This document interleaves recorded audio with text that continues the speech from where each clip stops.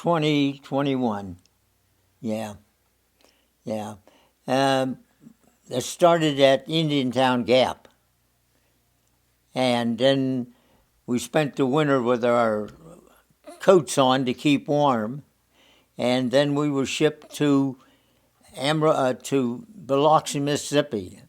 They didn't know we were coming, and so we had to sleep in the gym, and our clothes caught up with us 5 days later. And it was summertime, and the gym was hot, and then we loaded again and went on to Amarillo, Texas. And we had to get all the equipment out. Everything was put in storage. And so our beds and everything we had to get out and put up. There were 660 of us. And they were any rating up to a sergeant. They were mostly limited service fellas. And but there was lots of college graduates in this group. So we spent, 9 months there nearly. And the war ended, and we were shipped home by the president. Right away, the married men all were sent home. And we had a fellow just got divorced, so he went on to Japan. But most of us came home. And that was What did this division of the service do? Or what first you didn't answer what division it was Army, Navy, or what was it you were in? It was Army, 3rd Service Command. And we did, at that time, we were all doing office work. Yeah. Dad, weren't you Army Air Corps? We were the, 3rd Service Command, then it went into the Army Air Force. Army. It was separate. It was Army, not separated yet. Mm-hmm. And so that's what I guess they brought recruits in down to Amarillo. And they processed them then, and that's what we did was the office work. Now, did you do, I think you mentioned, did you do anything with people getting out of the service or not? No. No. When we got discharged, we had a choice of going to Fort Dix or be discharged from Fort Sam Houston, which was 550 miles from Amarillo. And so to have money to come home, we all went to Fort Sam Houston, and then we had money to get ourselves back to Pennsylvania. Because with our big $80 a month for the wife and $10 for us, it was not much. I took the wife down, and we had a place to live in Amarillo off the base. So I stayed at home and went in the morning. One job I had was to meet the trains bringing recruits into Amarillo to process them. You never knew, they never seemed to have a record. Every night I had to call the airports and the bus terminals and trains to find out if there was anybody coming. And that's how we run the service. Yeah. When you went in, what year was it you went into the service? What time period? Oh, look in there and see. Was it like 1945 or 44 or what? Yeah, 40. Well, I was put in limited service because I had been hurt playing football, and then I got drafted and was married then, and we had her. But when I first was drafted, called up, I was single. And then I guess they needed to discharge what was coming home and replacements for overseas, and that's when I got drafted. Well, Oh, I would say it was after, and yeah, we were on the way to Japan is where we were going. Yeah, and when that ended, then and right away, Harry Truman sent the married men home. Not next week, right away. It's Oh, is that right? yeah, Yeah, so when you said the president sent you home, he sent you back here, he is that right? he, well, yeah, Pretty much. yeah. Did you travel by train, or how did he get you home? Well, I came back by car. They took us out by train, and then when I got a place to take the family, then I came back by train and then got my car and a little trailer and took the baby. Yeah, Yeah, and that was an experience. I can imagine. Yeah, blew a piston in my '37 Ford. Oh, jeez. Isn't that something? That was. Do you have any pictures of the car? Is my car in here? 37 Ford. Just wondered if you had vehicle That pictures I or don't anything. know. So when you drove your car down there, That's great. how hard was it for gasoline? Didn't they ration gas and everything? No, not then. I had no trouble with gasoline, but all we had was no superhighways. Everything was secondary. I You never did. run into that, or Yeah, I did use some airplane coupons to get gasoline. I had the best man in my wedding's sister's friend was from Johnstown, and he knew the people. and so what did you have to do? You had to use to explain how you had to do that, or what? Was Well, the process? I never had any trouble using them. Okay. You know, they'd accept anything that they could cash. But I mean, did you have problems getting those coupons, or were they pretty readily available? Oh, they were brought to me. Oh, really? Yeah, Okay. my friend. Yeah, Because you had connections. yeah, I had. Yeah. So what about other people back then? Well, they all probably had, because nobody seemed to run out of gasoline. They seemed to have, what they needed. Yeah. But, then you didn't go far. It's not like today. Yeah. It was all local traffic. And, yeah. Maybe an occasional trip to a ball game in Pittsburgh, but it wasn't running to Rocky Gap. Yeah. Yeah. How about the cars themselves? When did they stop making vehicles? Like General Motors and stuff. Weren't there a couple years that nobody made cars or something? Oh, Do you God. recall anything about that? No, I don't. I just. But I do know, my uncle bought a 37 car, which was $750, brand new. Is that right? Yeah, Wow. yeah, Isn't 750. that something? Yeah. And they were all metal. Yeah. Yeah. They weren't Right. plastic.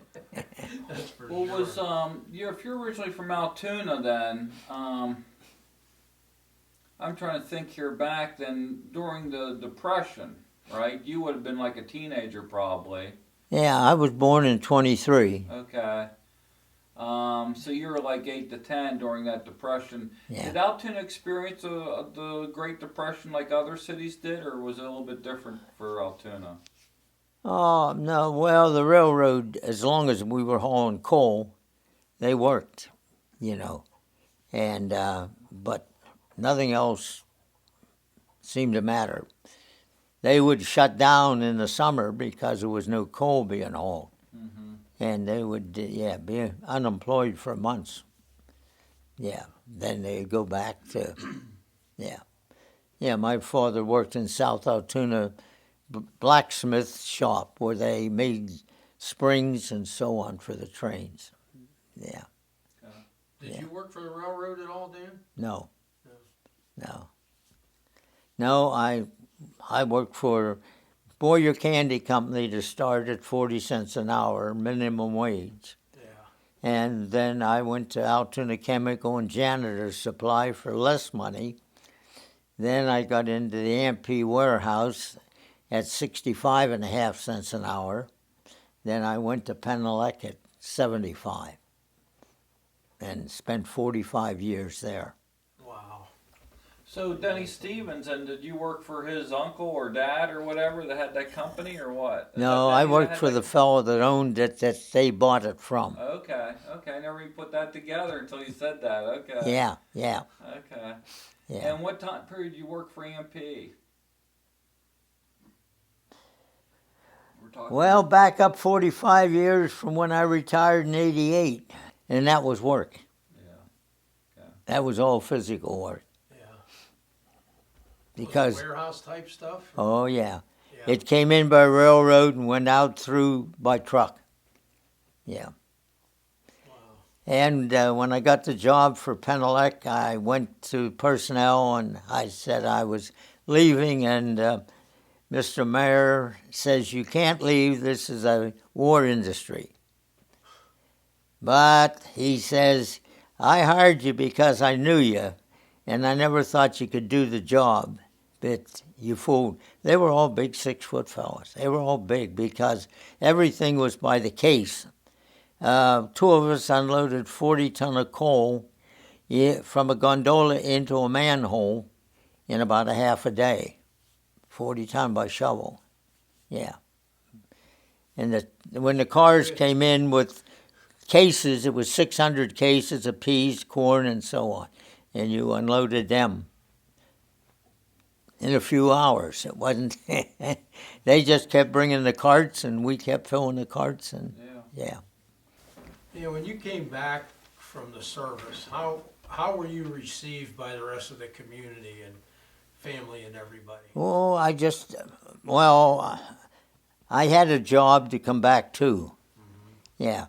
In Altoona, but the setup of the union, I ended up in Lewistown because it was a raise from the job I had here, and it had a temporary man on the job. And so due to the Army regulations, I was able to bump him out, and then we moved to Lewistown for about 18 months. And Lewistown was very few places to live. We got half of a double house only because the lady that owned it was from Altoona. Yeah, Connections. yeah. Then we stayed there moved up to the Mount Union, and we were in Mount Union then for 6 years. Yeah. Then came back to Altoona. What time period was that? Well, that was in the 50s. 50s. I was just thinking when you were Yeah. saying that. Yeah. I went down before we got the house, lived in a one room about the size of a bedroom or a bathroom. And then that lady, I was reading meters and read at the house, and she said, "Oh, you're from Altoona. Would you want to live?" It was the single stairway. Both of us used the same bath because there was no place to live. That Visco was down there, rayon factory, and it was booming. Yeah, yeah. No, you just came home and went back to work. And I did look when I was in Texas and coming out. I thought of going to California. And then I thought, no, I've got a job back home. I'm going home. Yeah. Better to have a bird in the hand, right? Yeah. No, that makes sense. Because we weren't too old and we weren't that experienced in life to get out and fight the world. Yeah. So we took the easy way out. Come home. Yeah. Was your wife from Altoona also? Yes. Okay. Right up on the hilltop here. Yeah. And how did you meet her? From school, Catholic High, graduated. And, well, her brothers played in the band, and, few of us from Sacred Heart had a dance hall.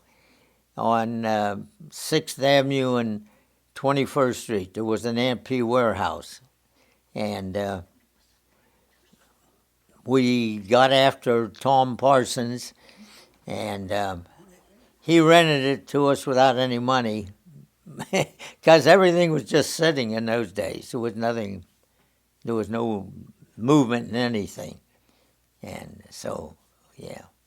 And that was war because we had to put black curtains on the windows, and we weren't allowed to have lights. Open the door and let it open, you know. What would you call him? He was Civil Patrol or something? yeah, like that.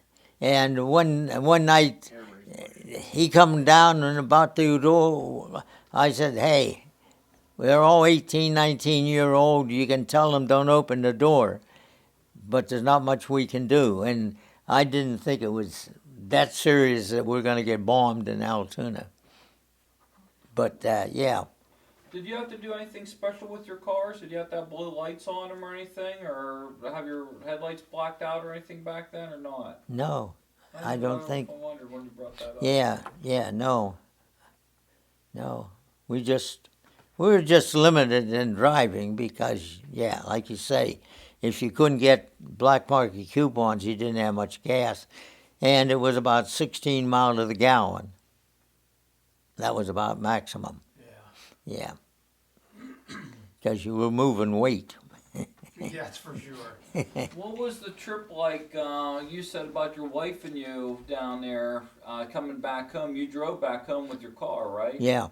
Well, going out, that was all secondary road. We had a little trailer on behind with the furniture and so on we needed for the baby.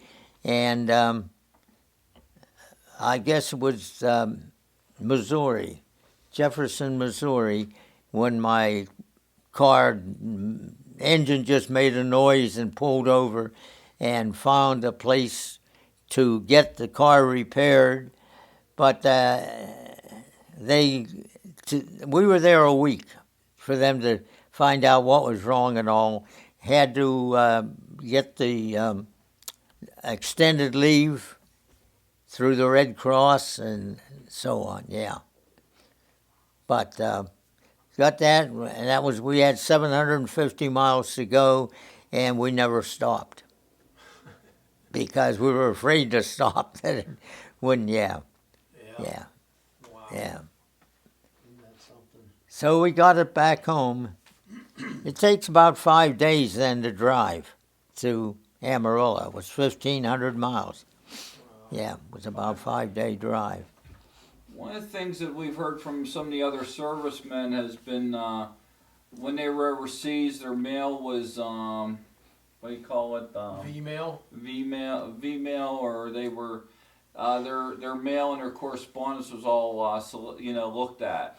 Was yours the same way, being in this country, or since you weren't overseas, you didn't have to worry about that? No, we didn't. Any mail we got went to the house we lived in.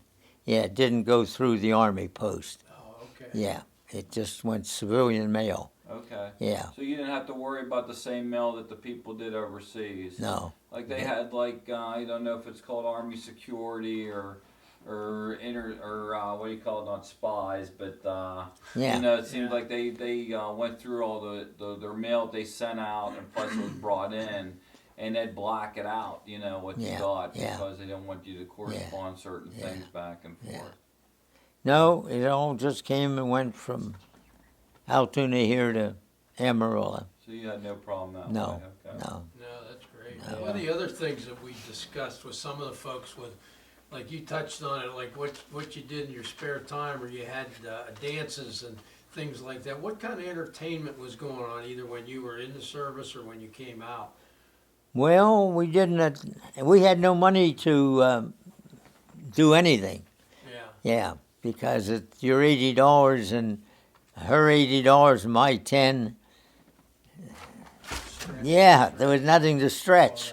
Yeah. Yeah, so no, we just she cooked. We ate it in our house in Amarillo all the time because it just wasn't. Then when it come to go for discharge, I took 5 of us in my car, and that was 550 miles down to Fort Sam Houston to get discharged. Wow. Yeah. Yeah, because, well, everybody needed money to get home. Well, explain to us what a trip was like back then, driving, on the road. So was it dirt roads, paved roads, or what were the road surfaces? Oh, like? it was all paved, but everything went through the middle of a town. You had all your traffic lights, and you averaged 35 or so miles per hour. 50 was your maximum. Yeah. Yeah, in the car then. But yes, it was just slow go. And you ate where you could afford to eat, and yeah, restaurants. Well, it was Highway 66, I guess we went out on. Yeah, yeah. Were there many places to eat there, to stay, or No, anything like that? no, they were quite limited, yes. You waited till you got to the big towns. Yeah, Yeah, yeah. yeah. There Not wasn't- much in between. Not much in between. Yeah. No. So, yeah. So it was an experience. What were your hobbies as you grew up? Did you have any hobbies other than working? No. We played, sandlot ball, football, and baseball. And, You're in Catholic High Band. huh? You're in band. Oh, I was in the Catholic High Band, yeah. What instrument did you play? Clarinet. Yeah. Yeah. And what about afterwards when you had your family? Did you do any like fishing or any other sports other than that? Well, when we were in Lewistown, we came up every night for Catholic High then. And I worked with Catholic High Athletic at the field, and yeah. To the point where I got to be head of it, and well, that's another story. Yeah, that's another story. Yeah. Was that a volunteer position? Yeah, no, you were drafted. Uh-huh. You missed a meeting, and the next thing you knew, you were in charge. I Yeah. understand that. You Yeah. never want to miss a committee meeting. Well, then I got involved in the Altoona Parochial League, and I was in that 11 years or something, and it really got organized, and it wasn't just kids playing ball; it was good ball games. And then Johnstown and Altoona Altoona Parochial League, they played off for diocesan. We couldn't play them in football because their players were much bigger, and we had limited weights in the parochial league to protect all the players. But Johnstown, the man in charge of that was a very good friend of mine. Yeah. And I guess immediately coming out too. Was there anything that you noticed about the political scene, or did you have different opinions than what was being done? How about the politicians? How did they operate? I'd say we were too young to know much of what was going on. Yeah. We just got drafted, and that was the thing of the day, and yeah. As to who represented us here and so on, Yeah. no idea. You touched on some. Did you know anything about the atomic bomb they were going to use on the Japan mainland or anything since you were in the States? No. Just know that, thank God for Harry Truman. Well, I mean, you in the service, you had no clue about it. They kept that pretty secret then. Okay. Yeah, they never talked much more about anything than what your job was. Yeah.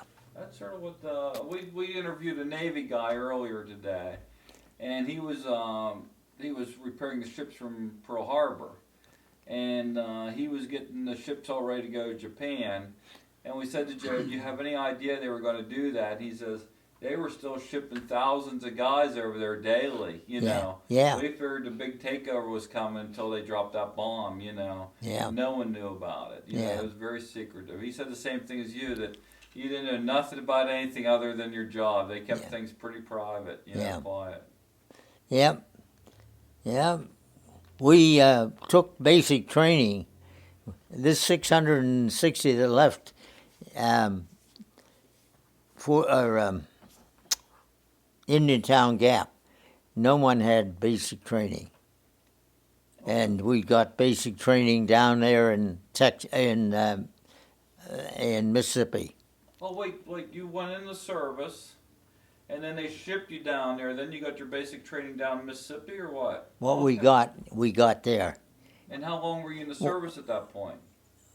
Oh, we were just went down and spent the winter in Indiantown Gap, and then was shipped.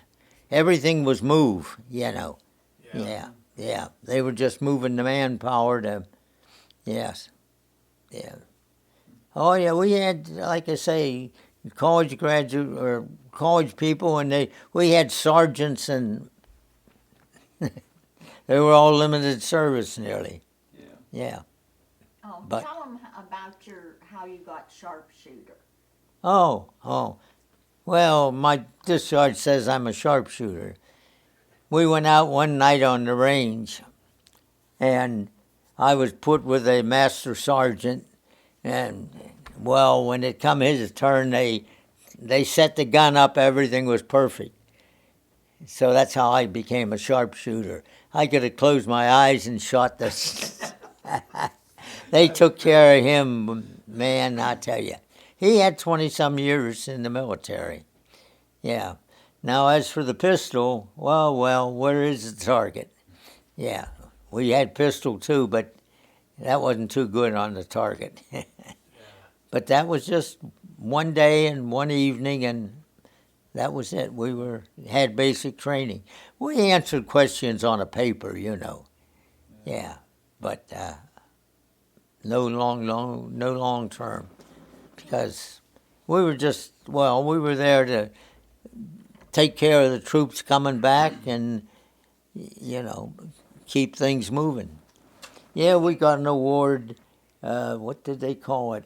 It's for doing such a good job at paperwork and keeping the troops moving, and yeah. You have Didn't you type discharges because you could type? Didn't you? Oh, yeah. Well, yeah. I worked in the office.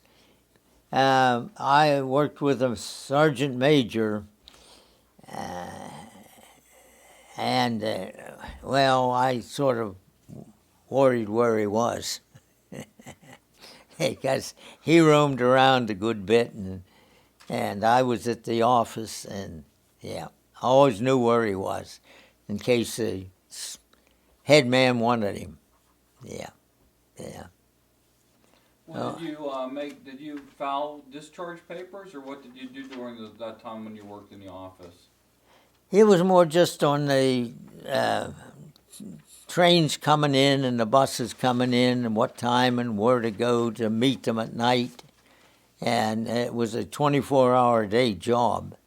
You always had to call to make sure, then you had to go to the station in case what you got wasn't the right message, so that you could order the buses to bring them from the railroad station and the train station, bus stations or wherever they were, to Amarillo, to the base. Yeah. Just interested too in communication again, since you were like at the tail end of the war and actually not at the front, did you have access to newspapers, whatever it might have been, that radio and all that, so you knew what else was going on in the war, or did you have any contact with that? No, just what went on at the base. I see. Yeah. They didn't want you to know what was going on elsewhere, right? Nobody gave it a thought. They were moving. They had to keep things moving because they were coming back or shipping over, and yeah. So What What was the average salary somebody made a week usually back then? Well, minimum wage was 40 cents. And like I say, I worked at Altoona Chemical 48 hours for $10. It was somewhere around, about $10, $15 a day. Yeah. Yeah. Yep. Yeah. So that's what you made. Yeah, Yeah. just don't spend it all in one place. Don't spend it all in one place. No. Did, I know you had a family and everything. Like when you came back to Altoona, did you guys go to the movie theaters, the old Strand, and all those well-known movie theaters here? Or Well, that was very limited. Occasionally we went. We didn't go out to eat very often because it just wasn't. Yeah. Even working at Penelec at that time. And we had her, and then we had a second one, and so, yeah. We lived in my aunt's apartment at 19th Street and 5th. And then we bought this house that was here, and we've been here ever since. Wow, We just kept digging in deeper. And sure. yeah. And people say, well, in that old end of town. Well, show me a house in some other end of town that looks what I have. Yeah. How can you beat it? yeah, In reading meters, I know what every house looks like. Yeah. I was in those days, the meters were all inside. Yeah, I was gonna say you had to go in the house Yeah, to read them. yeah. We did about 250 a day. Now they can do 400 a day outside. Yeah, That's something. yeah. Those little boxes help a lot, don't they? Yeah, they, well, it started out you put figures down, and then you had sheets and you just put a mark down for the reading. Yeah. Yeah, so, yep, how many children did you and your wife have?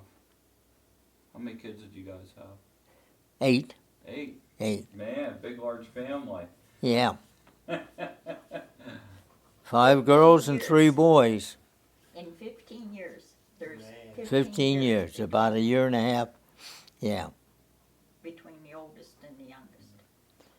And they all did well. The oldest son there, where you see President Reagan and Colin Powell, he was donating money to political. He was a vice president in National Electrical Contractors in Silver Springs, Maryland. That was his job all his life. Yeah. Yeah. Yeah. He was on top of the pile. How about that? Yeah, he lives in his $400,000 house in Silver Springs, Maryland. Yeah. Yeah. It's gotta be tough, but somebody's gotta do it, right? Yeah, somebody had to do it. Well, he sort of, we figured, was at the right place at the right minute. Yeah. When he came out of Penn State with business management, they sent him around different places, and when he went to, he decided that was too much family. And so then he went to Washington area because my sister lived there, and he stayed with her, and he got a job in drug-fair drugstores. He got managing them, and then it got to be too many hours a week. It would be 70 hours, and he was going downhill. So he looked in the Washington paper, saw a little ad, and that's the job he got. And when they hired him, they sent him to Chicago for training. He said, well, I'll take the wife and baby home. Oh, no, we don't do it that way. We take you and house you and take care of everything. I just kept telling him, pinch yourself. You've got a job. You're not in Altoona. Awesome. Yeah, that's Yeah. incredible. And so he just moved up in that. Yeah, he was shipped to Rock Island, Illinois, and he spent 10 years there, and he got an old fellow. There was about 35 divisions in this company, and an older fellow was there and not doing much. Now, he dealt with International Harvester and places, big business places, where they worked on contracts with the unions and everything. Yeah, but yeah, this company did the electrical national code, and I have a book there where they finally separated the residential and commercial from industrial electrical. And the man in his office, that was his job to do that. And so he sent me a book there I had city master electrician license. Yeah. And then for something to do, I went to Votech and took up plumbing. So I could do my own. What did some of your other kids do for a living or whatever? Well, Some number say- 2 boy is a supervisor in Dominion Electric Dominion Electric at Manassas, Virginia. And then Denny's next, who worked 32 years at FL Smith or at SKF. Yeah. And then she, the oldest, was worked up the Altoona campus in the I food worked in food service. at the Altoona campus for 25 years. And number 2 daughter retired from Bell. Number 3 daughter was a nurse for 50 years. Number 4 daughter married Bitar, who was in accounting in